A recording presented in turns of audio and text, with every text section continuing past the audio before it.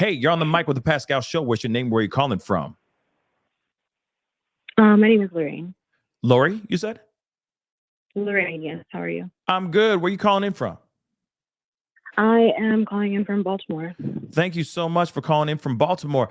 Guys, hit the number one. Let me know you guys can hear Lori, right? Hit the number one. Let me know you guys can hear her. What's on your mind? Speak on it. Okay, so I am in medical school. I'm not yet a doctor yet. Sure. But you know more than me.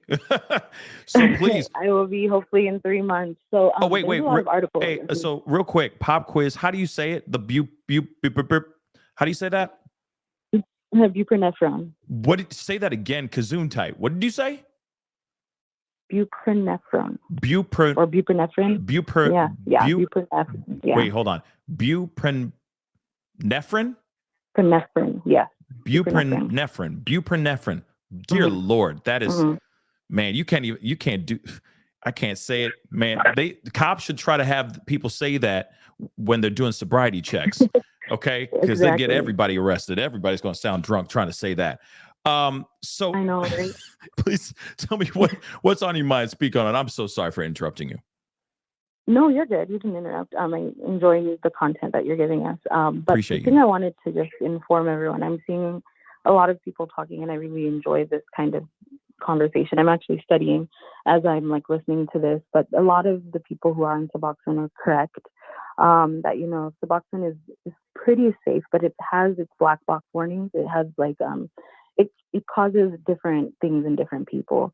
So, for example, about the hot tub, I would caution the hot tub comment, in my opinion, because there's a dose-dependent increase in body temperature when you're using Suboxone, which means for certain people, if I use more Suboxone per, I don't know exactly the milligrams or the patches that they give you, it's a sublingual drug, so you put it under your tongue. It can cause your temperature to rise a little bit. Just like if you take niacin, you get a little hot, you get flushed, for people who use niacin to work out and things of that sort. Right. But the one thing I wanted to say is ketamine is, I'm pretty sure you guys all know if you were watching the, Take Care of Maya trial, that ketamine has been booming in the last, I can say decade or so, because usually it's just used as an analgesic, which is something for surgeries, stenoid, fast acting. But it's my brother is actually a physician, and he's doing research on ketamine for depression.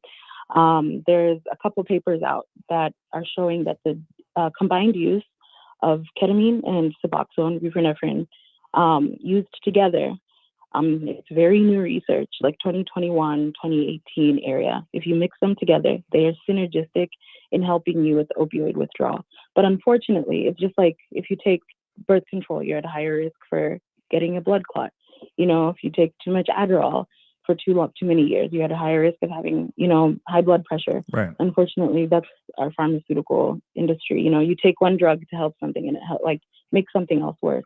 So I just wanted to put my 2 cents out there. I followed this story a lot. I watched, all of your lives and everything, but I just wanted to let people know and kind of be informed. Yeah. That it's different on everyone, and you have to really look into his history. And I can believe it that maybe he came from a really nice workout. His body temperature got hot. He got in a hot tub. He's taking his ketamine, everything together, just kind of everything at the right time causes that, but we never know. Okay, so first off, thank you so much for the information. We appreciate it. The family appreciates it big time. But just so I can understand a little bit, because because I know a lot of people are saying the K, that he was taking is separate from the Suboxone that he was taking. The buprenorphine. You know what I mean? So I'm curious. Is ketamine in the Suboxone? Is it one and the same, or was he doing completely two different things at the same time? No, it's two different things. So synergistic means work together. So usually they'll prescribe you your ketamine and then your buprenorphine to help you, because buprenorphine is like an opioid pretty much. It helps because it doesn't do as bad as fentanyl and heroin, but it's a half agonist. So it helps you, but you can also have bad withdrawal from bupes. So, Gotcha. We get our patients really high on it, and then we start to taper down, and it's hard to taper down because you still have withdrawals. So ketamine helps with those withdrawals. So maybe he was Gotcha. at a point where he could lower his dose, and he tried to take the ketamine to just help him with his withdrawals, and maybe it backfired. I don't know. There's not medical advice. No, you're good. Okay, so then this is another part, because people are talking about this in the chat too, way before you got on here, and then now they're saying some things too. I'm curious about the K, because it has to be prescribed by a doctor. And then from my understanding and from what people are saying in the chat, is this true that it has to be administered via IV? Is that true or not? I'm not 100% sure about. I know it has to be prescribed by a doctor, 100%. I'm looking as we speak right now at my study, my book. It can be taken intranasally. You can take it in the nose. You can, take it in the nose. But the one they use for surgery is IV, or the one they use for like CPRS, like Maya had, is IV. But unfortunately, you never know, because the same places where people are buying, clonidine and heroin and fentanyl, you can also buy ketamine. It's now being used as a street drug, unfortunately. Right. So yeah. Interesting. Because in my mind, okay. Like I said, I'm not a doctor, but when I hear, if the title says, like, I'm pulling this one up so everyone can see what I'm talking about. So, it says acute effects of K. Can you explain that a little bit? Because in my mind, when I hear acute effects of K, it sounds like he had a surmountable amount of K in his system. Am I wrong for thinking that or not? Acute would mean the short-acting effects. So chronic means long time, and acute means short time, right? So acute means when he took it, something happened right when he took it. Now, it could be dependent on dose. If he took maybe too much, or I can't speak on that, but yeah, with increased dose, it could have more effects. But it increases your intracranial pressure, like the pressure in your brain, and it is kind of, you can have disorientation, hallucinations. You can have right. I mean, it's K. Yeah, it has. Yeah, it's K. Yeah, you can lose consciousness. Yeah, you lose consciousness, and it's used in surgery. So depending on how much you take, and when you're breathing in your nose, it's going to your brain, right? So right. But why would anyone, any doctor of any kind, prescribe someone who has a history of being having some severe bouts with addiction? Why would they ever give someone something that powerful of a drug like ketamine? Now, I personally cannot speak on that because I haven't seen it in practice myself as a student, and I haven't seen my attending physicians use it. But I have seen the paper my brother wrote, the paper I'm looking at right now that's on PubMed. People are experimenting with it. So let's say you have a disease, or let's say you have an addiction problem, and there's research going on. People research is, I'm not sure if this is at a national FDA level, or if it's on the research state. When we do research, medical research for a drug, there's stages where at this stage you can't give it to humans. You can't even give it to rats because we don't know what it's going to do. Then they test it, do all the science. Now you can give it to rats, and they test it. Now you can give it to a few humans. Now you can give it to a lot of humans. Now you can make decisions based on your health. I know for cancer patients, this is where I've seen it done, where I have a deadly cancer that's going to kill me in a year. And there's no medication out there that is approved to take it. You are allowed, because you're going to pass, you are allowed to enter those research studies and say, like, it's do or die. The research is either going to work or it's not, right? So sometimes, I don't know if it's the case, but I would guess that if this is early research being done, he was probably like, hey, I addiction, I wrote a book on it, I'm a celebrity, and that even that pressure is not helping me stop. I need help. Maybe he met a doctor who was very progressive, just like Maya did, and said, hey, we've been doing ketamine and this, here are the risks. You sign the papers, like, this can happen and this can happen. It's all legally, contained. It's a risk you can take, because getting off, if you see the comments in your section, getting off Suboxone is difficult. Just lowering a dose, terribly difficult. The withdrawal it makes you cry. I mean, I've never been on Suboxone, but I've watched my patients, and it's just, you want to do that for them. Ketamine helps that. So maybe he was part of a research study. Maybe he is. You never know. But usually doctors, when they do that, we have to take an oath to tell you your risks, what can happen. And maybe he's like, hey, I know I'm just going to use again. So do whatever you can to help me not use. And if something happens, it happens. You know. Gotcha. Wow. Yeah, that you see, yeah. Wow. But I feel like if that was the case, I feel like that. I mean, I haven't read his book. I don't know what it says in his memoir, but I would think that he would say that at least something like that out loud to be like, hey, you know, um, I'm doing this experimental procedure, or this new drug to try out. You know, Mhm. I just feel like it's such a interesting thing to be. I don't know. Like I said, it just seems interesting to be like, okay, he has serious addictions to every kind of chemical out here. And suddenly Mhm. now he's got ketamine in his system. That I just feel a lot of people, they including myself, have that, like, it kind of sparks up as a red flag. Like, wait a second, was he really clean or was he not? Especially for us that don't know, you know what I mean? Um, that Mhm. don't know everything, that aren't fully educated in that world, are going to start asking questions like, yo, he had this in his system, that could be foul play. Or they go, oh, so he wasn't clean. You see what I'm saying? So this is interesting, Oh yeah, 100%. It's like you push and pull. Trust me, I agree with you. yeah. You don't know, because ketamine could be off the street. Ketamine could be from a doctor. And just last thing, then I got to go. But Sure. it could also be. It's a slippery slope. With these trials and everything. Right. Sometimes they have confidentiality. Sometimes they're much open. I would wish they were more open, so we know what's going on in the world. Mhm. That's how, like, the John Hopkins, testing, people of color. Thing happened a long time ago because we didn't know, and that lady's blood was being used for, that's a whole different case. So Right. you've sparked my interest with what you're talking about. Thank you so much for having me Thank you on. so much for calling in. I appreciate it. Thank you. All right. Bye. Bye. Man, I am really appreciative of that phone call.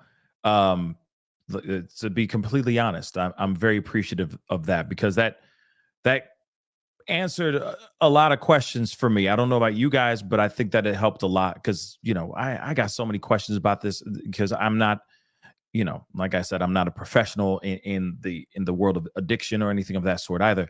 So it's nice to just get uh, uh some other opinion, on this, an expert to or a expert in training to shed a little light on the situation, right? Because nonetheless, I mean, it is very interesting that K was in his system, how he was found in general, and I can see where that can have a lot of people, even myself, instantly having the knee jerk reaction of, oh, what, was this foul play? Something happened. Something must have happened, so I am appreciative of getting a little bit more of a clearer picture about all this. But you know what? I'm going to keep the phone lines open just a little bit longer. Okay.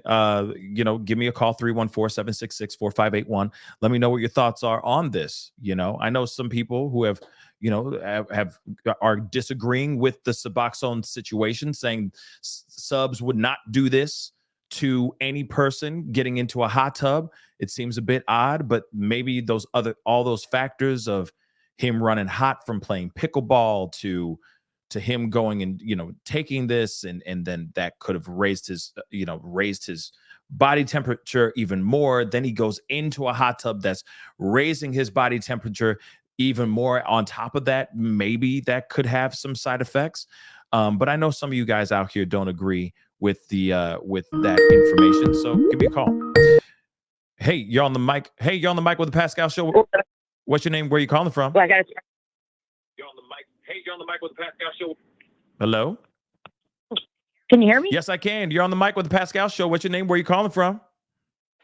It's Krista Marie, Reality with Krista Marie. I'm in Jersey. Right on. What your name one more time? What's your name? Krista Marie, Reality with Krista Marie. Reality. How you doing, Krista Marie? Thank you so much for calling in. What's on your mind? Speak on it. Okay. Well, see, now, like I said, I've been on Suboxone for 13 years. Okay. And I've never heard of that. I've been in plenty of hot tubs. I just think, honestly, he was probably on Suboxone like I have been. It's very hard to get off of it. And I don't understand. So they're saying there was ketamine and Suboxone in his system, and that's it. That's the only thing. That's what it says. Yeah. Am I hearing that right? Yeah. Okay. Yeah. So I think honestly, he probably had something with his heart. And anytime they tell you in a hot tub, it can raise your body temperature. They always warn you about that. Whether you're on medication or not, they warn you about a hot tub. Right.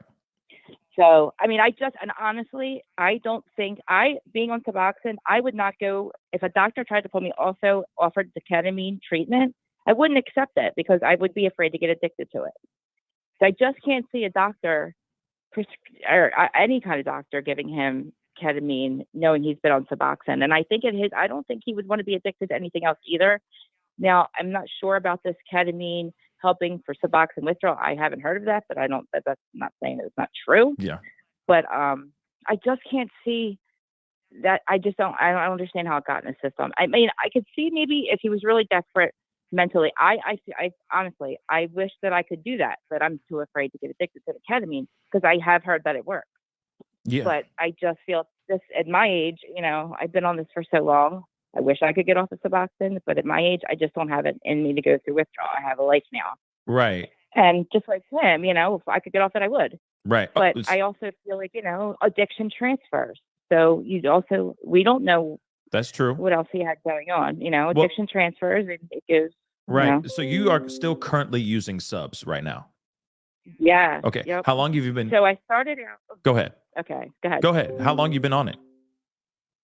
13 years. And in the very beginning, the first couple of years, I wasn't doing it the right way. But 10 years completely, I've been on it. I started out with 4 a day, and now I take a half of one a day, which I don't know if you really know what that means, but it's a minute amount.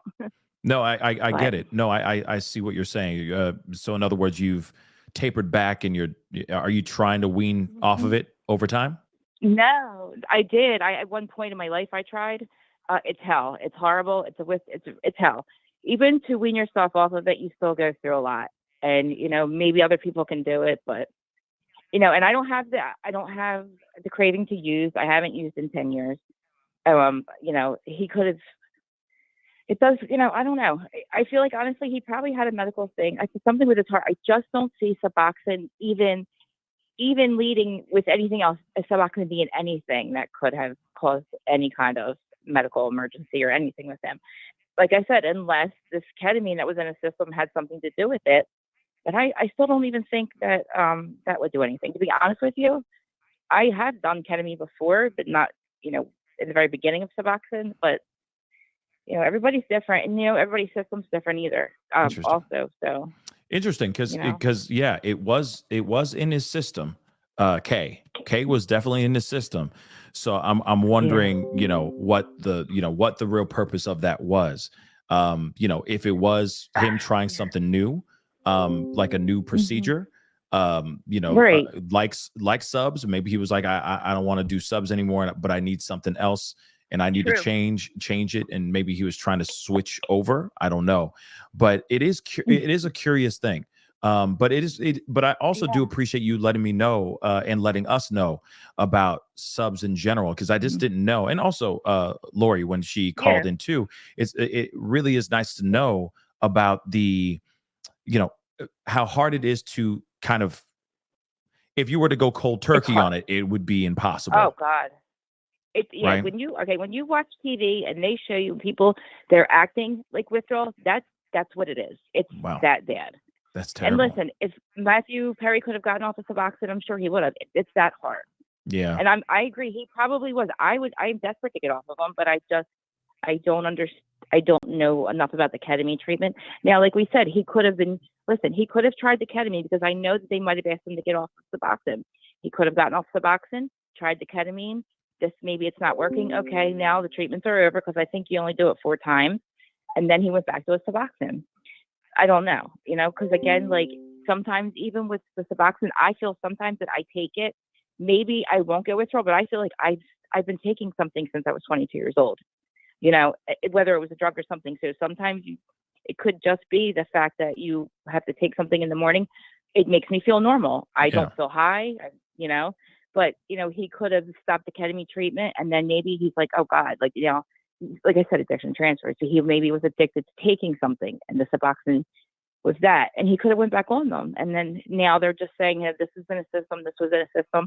They're not saying it like a heart attack or anything, right? I mean, Yeah. I caught the tail end of your life, like when your life started, and I'm like, wait a minute, what? Suboxone? That's crazy. Like, that just sounded crazy to me. Yeah. I mean, they've never said that to me. I've been to my doctor once a month for 13 years. Never once I've ever heard anything about getting a hot bath. Yeah, they're like, honestly, I would think they would tell us that. It just seems a bit odd, right? It's suddenly, like, why would anyone take it if they were like, or at least they would say, hey, just don't get in the hot tub now. You know what I mean? Or don't take a long hot shower today. Give yourself 15, 20 minutes before you go and take a hot shower. That's all we need you to do. Right. Okay. It just seems a bit odd. You know what I mean? But it's very odd. I don't really find it. I don't buy that. I don't know. I think they're just saying, hey, this is what we found this system, but we don't know if this really contributed to it. I don't know. I mean, I mean, at this point, that's anything's a really possible. broad it's a statement to say that this is what contributed to his death, because then you have a million people on Suboxone going, holy crap. Right. Is this something new? Are they doing something new to the drug now that we should be taking hot baths? Or it's a statement to say something like that that's what caused it. Yeah. So hopefully that's not what they're saying, Yeah, no kidding. I got questions. I still got a lot of questions, but thank you so much for calling in and giving us your 2 cents. All right. All right, guys. See you later. Thank you. Talk to you soon. Bye. Hey, you're on the mic with the Pascal Show. What's your name? Where are you calling from? Catherine.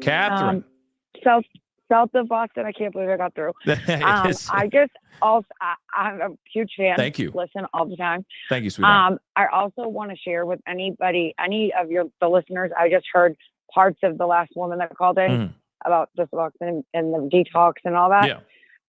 I was on it. I was on it for 15 years almost. 15. And like I just heard that girl say, "Oh, I felt normal between calling." I heard that. It just makes me feel normal. Well, there is a way to get off of it without any withdrawals, and I feel like it's really important for me to share that with anybody. Please share.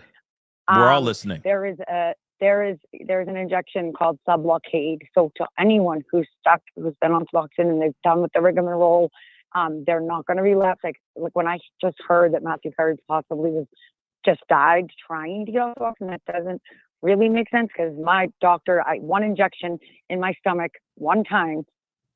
He actually gave me 2 because I was nervous. So 2 months of an injection in my stomach instead of taking them. And I walked off after 15 years of being on them. And I'd, go to him every month. Wow. And Big Pharma doesn't want the doctors to prescribe it like that. But my doctor does stuff with the veterans and guys that have been long-term, you know what I mean? And in recovery long-term.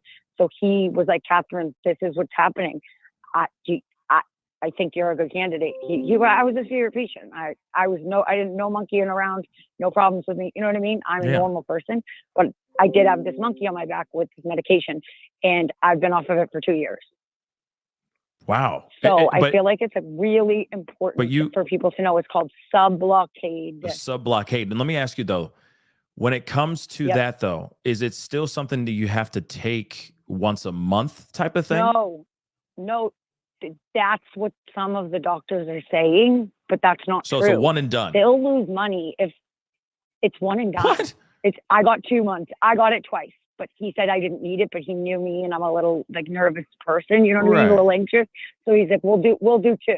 And I walked off with no withdrawals. My life I don't feel any different. I feel totally normal. And everybody that takes Suboxone needs to know that. That's dope. Hey, listen up, y'all. These doctors, they're trying to keep you on because it makes them money. Yeah, they understand. Yeah, they make money, obviously. So it's this is their hustle, the Big Pharma. You know what I mean? So my doctor was actually educating for Sublocade when it was I don't know if it's approved by the FDA yet or whatever. It's going through the whole process, but he was educating, going to conferences, teaching other doctors this is what my experience is. Everybody can get these long-term patients off of this stuff finally with no withdrawal symptoms. And then they told them to stop, like the company, Big Pharma. Wow. So it's a racket, like everything else in this whole world. But it breaks my heart, and it makes it a little, it's a little hard for me to believe that Matthew Perry perished trying to withdraw. He's my doctor here in Massachusetts cannot be deal. You know what I mean? Like, he had the money to pay for good doctors. You know what I'm saying? Oh, Like, absolutely. this isn't a secret, but they're kind of trying to keep it a secret, because I know a couple other people who have been on Suboxone for a long time, and they went to their doctors and said, one of my best friends, she went to her doctors and said, I've been sober for over 13 years. I want to get off of this. My best friend got the Sublocade injection, and the doctor goes, no, that's not how it works. And she's like, yeah, yes, my best friend did it. It is how it works. Right. You know what I'm saying? Yeah. They'll tell you now you have to be on the Sublocade for maintenance. That's what they call it. So when you're on these substances for long term, they're calling you like a maintenance. It's a maintenance program. You're staying clean because it blocks your receptors in your brain. You understand? Yeah, I get it. But I wasn't even on. I stupidly got on Suboxone just because I had gotten sober 2 years earlier, and I was stressed out, and I was worried I was going to use. Do you know what I mean? So I kind of signed up for it like an idiot. Like, I knew I would become dependent on it, but I didn't care because I did not want to relapse. I had been sober, clean and sober, squeaky for 2 years. So, and I had a daughter, a baby, and I was like triggered. My husband was gone in the Marines. This was 16, 17 years ago. Oh, okay. But my husband was gone. You know what I mean? Yeah. I had a baby and I was nervous.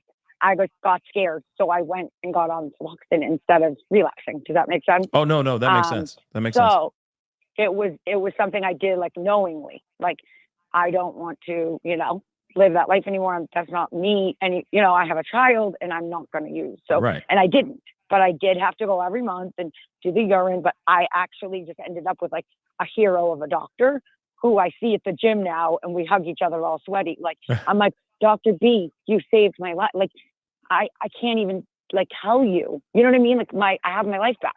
That's beautiful. You understand? That's beautiful. So this is why I was calling incessantly, because I don't know how many people are even listening. I'm usually like a listener. I don't even watch. I just put it in I'm working right now. I'm working. But like, I was like, this is important information. Absolutely. People should know. And they should. Like, that you don't have to be stuck on this. If you're done and you don't need the like quote maintenance part of it, like, I wouldn't recommend somebody walking off Suboxone that's only been clean 1 year. You know what I mean? But long term, when you have a life and you're a functioning person in society, but you're stuck on subs, or it's called, also, this is funny, I never would imagine I would have called in, but I was listening while I was working, and every time you tried to say it, I was like, buprenorphine. Buprenorphine. It's buprenorphine. And I'm now on your show live, like, buprenorphine. Everybody says it a little different, but it's one of the ingredients of, there's like 2 ingredients in Suboxone, and buprenorphine, or Buprenex, some people call it, is one of the chemical parts of Suboxone. The other one is something else, I forget, but it's the blocker that goes into your receptors and blocks your brain. And I honestly recommend it for people that are alcohol trying. I think Suboxone could be used to treat people with alcohol problems as well. I don't drink. I haven't had a drink or anything, no illicit drugs in 17 years or more. You know what I mean? That's like, amazing. People need to know this. You know what I mean? Like, this is, it's real. I'm not like, I'm not just one person. Like, my doctor's been doing this for a few years. So what is it called again? One more time? What is it called one more time? So everybody knows? Ready? Can you hear me? Well, I'm on headphones. Oh yeah. We hear you loud and clear. I'm very loud. Sublocade. Sublocade. Like Suboxone. Sublocade. And it is an injection, and I just can't even fathom that Matthew Perry perished trying to withdraw from Suboxone. Like, I just don't think it is. I don't know. Yeah, you know what I'm saying? Absolutely. I'm having a hard time, and all what they said was around his home. Like, what did you say? There were like all these things scattered around that were listed. Like, to me, before you even looked up, I was like, buprenorphine, it's Suboxone. Like, in my head while I was working, like, it's Suboxone. Dude, I'm saying to myself, in my head. But if he also had all these other red flag indicators of use, you know what I'm saying? Yeah. I don't want to get you whatever demonic. No, I got the use word, it was a little red flag to me as a person who's been sober for a really, really long time, that there was some other evidence that he wasn't sober and happy anymore. Like, he was playing it off he was on Suboxone, that's fine. I am an advocate for Suboxone for people that need to get clean off of any opioids, right? But I don't advocate for it to be a lifetime like thing. You know what I mean? Yeah. And so people need to know. I mean, yes, you feel normal, but guess what? I feel normal every day, and I never thought that would be possible. I looked at my doctor when he suggested this, and I go, "Well, I've been waiting all these years for the technology to catch up. I guess I better give it a go." Right. I didn't want to be on it anymore. It was a monkey on my back. Yeah, and I understand even though that. everything was normal. And I understand that, and I do appreciate the phone call and giving us the knowledge here, because I know there's a lot of people that Pascal, would like to look into this and learn a little bit more about this. Sub-blockade. Anybody that needs to get their monkey off your back, sub-blockade, and just keep going to a doctor. If you trust your doctor, tell them this. I want to try it then for quote maintenance, and you can walk off. I did it. I'm proof. That's what's You up. have to be on at least 12 milligrams. I think you have to be on over 10 milligrams to do it or whatever. So whatever. But my point is, I know people that have been stuck on 2 milligrams, of only 2 milligrams, but stuck for years because they can't drop the 2 milligrams. You know what I mean? Yeah. It's a hard thing but this is possible. The supplement, it's possible. Right. So I think that's really important. And Christ, if it's going to save lives, I mean, if that's even the truth about Matthew Perry, that's heartbreaking. Yeah. And I just wonder about the doctors, like the Michael Jackson thing. I'm wondering, and I'm wondering the same thing, but I do appreciate you calling in. Okay. I got to let you go, unfortunately. All right. Sub-blockade, everyone. Yes. Thank you so All much. right, Pascal, you're the man. I'm a huge, huge fan. Thank you so much for everything you do and share with us. Of course. All right. Everyone have a good night. Bye. All right. Bye. Bye-bye. First off, I really do appreciate that phone call. And I think it's a wrap on the speak on it. Okay. But I do appreciate the phone call because I know there's a lot of people out here. I mean, we had, someone else calling in earlier saying that they've been on, Suboxone for a long time. Maybe this is another alternative that instead of it being having to use a certain amount of pills, and trying to wean off, or the fear of having to go cold turkey can be a really scary thought for a lot of people who are using Suboxone right now, or any other types of medication to beat that addiction. I say, look into it. I mean, the worst you can do is at least look into it and ask the questions and do your own independent research, right? And look into what it all entails to make sure it fits you and the things that you need for yourself. If you are using Suboxone and it's working just fine and you have no complaints on it, is the shoe that fits every time, then please, by all means, stick with that all day long. You know what I mean? But I do appreciate the phone calls and hearing everyone's opinions about everything, because, this is a realm that I don't know much about. And, after having this conversation with you guys, it is now giving me the inspiration to look into it a little bit more so that I can understand a little bit more, that's what matters the most too, right? Being able to learn and grow, because this is, like I said, a genre or a category that is still very brand new for me. So I appreciate you guys calling in and giving me the information that you guys know, and of course sharing your stories, because it's tough to even just step forward and talk about those things, and unfortunately in our world, we don't know until we know,